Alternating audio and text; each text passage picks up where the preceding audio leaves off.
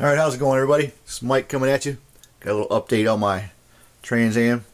I went ahead and I got the engine painted. Started on this thing a little earlier than I thought I was going to because the hood on my 68 Vet got messed up when I was trying to buff it out. It rubbed through. So I had to strip it, paint it again. That's over there. Got it primed. That's the back end engine cover from my Ferrari. Getting ready to paint them things. But yeah, I got the engine painted.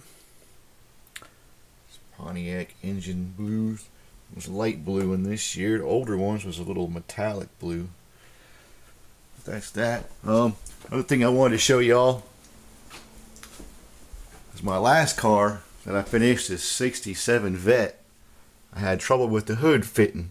Well, I kept walking by my display here, and I couldn't stand looking at it and seeing it not fit right. So I did a little work to it, and as you can see, I got that hood to go down now. It sits flush. It's perfect. I'm kind of a perfectionist when it comes to these things, but it doesn't stick up anymore. So that's good. I was glad about that. I'll show you something else here on this Firebird. Some things I got.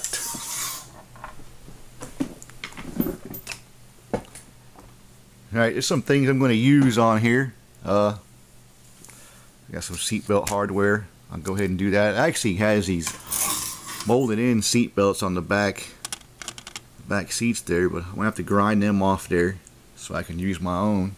The alternator that comes with this thing kind of sucks. You can see the back end of it there is actually hollow, so I won't be using that. I got some cast metal ones here I'll be using.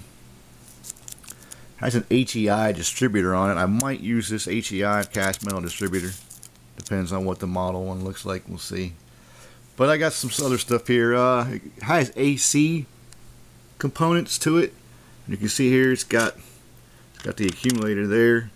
It's got the evaporator molded in here on the firewall. It goes under there. And it has AC lines molded into the fender well here. But I'm probably going to get rid of those.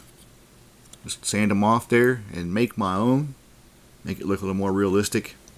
There's the hat that I was talking about. I put that in there. It's got a CB, but the CB does not have the mic or the cord. So I got one here from another model. I'll be using that. Also got some wire looms here I'll be using. I don't have my seatbelt material here. It's on another box for another model right now. The black one is. There's some wire and stuff I'll be using. This one's going to be for my heater hoses because it's a good size for it. I might use this for my AC lines too because they're actually half black and then they're half aluminum. So I might save that. That's probably all I got left for my heater hose line. So I might use something else for the AC. We'll see. Got some couple black ones here. The skinnier one I'll use for my spark plug wires, and this one I'll use for vacuum lines.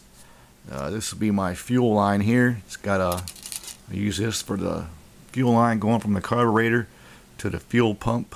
I don't know if I'm going to go from the fuel pump to the gas tank or not yet. I have to look at some chassis pictures and see if you can actually see it, if it's worth doing or not.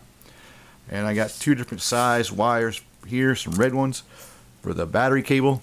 I use a thick cable, goes from the battery to the starter, and then a skinnier one goes from the battery to the alternator. So I'll go ahead and do both those. But that's it for now. Just wanted to show you what I was getting ready to do to it. And then I'm getting started on a little earlier than I was planned on. So that's part 2. I'll get back to you as soon as I'm done with the engine. Put all that wire stuff on it, get it all put together. I'll make a little video and show you that. Probably have the body painted by then too. I need to sand it down. It's already all washed up. I let all that soak overnight, washed it up. But that's part 2. Till next time.